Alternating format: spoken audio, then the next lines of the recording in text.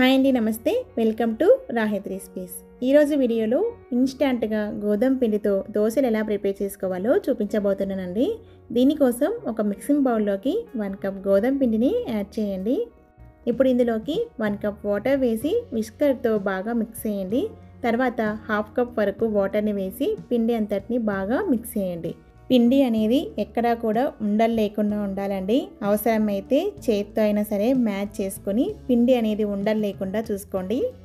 ఇక్కడ నేను టోటల్గా 1 కప్ గోధుమ పిండికి 1.5 కప్ వాటర్ని యూజ్ చేశానండి. పిండి కన్సిస్టెన్సీ అనేది మనం రెగ్యులర్గా వేసుకునే దోశ బ్యాటర్ లాగా ఉండాలండి. ఇప్పుడు ఇందులోకి 1/2 టేబుల్ స్పూన్ ఉప్పు, 1/2 టేబుల్ స్పూన్ బేకింగ్ సోడా, అలాగే 1/2 కప్ చిన్న చిన్న పీసెస్గా తరిగి పెట్టుకున్న పాలకూరని యాడ్ చేయండి. ఇక్కడ పాలకూర అనేది పూర్తిగా ఆప్షనల్ అండి, మీకు ఇష్టం లేకపోతే స్కిప్ చేయొచ్చు. ఇప్పుడు ఈ పిండి అంతటిని బాగా మిక్స్ చేయండి. ఇప్పుడు ఈ బౌల్ని ప్లేట్తో కవర్ చేసి ఒక 15 నిమిషాల వరకు పక్కన పెట్టండి.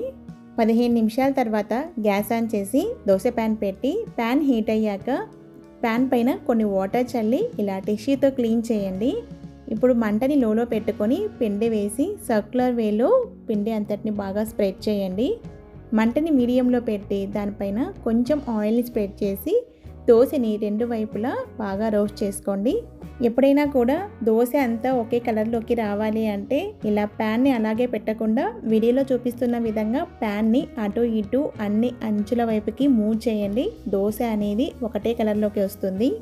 ఒక చిన్న టిప్ అండి, దోశ వేసేటప్పుడు పిండి వేసిన వెంటనే ఈవెన్గా పలుచగా స్ప్రెడ్ చేయండి. దోశ అనేది క్రిస్పీగా పలుచగా వస్తుంది.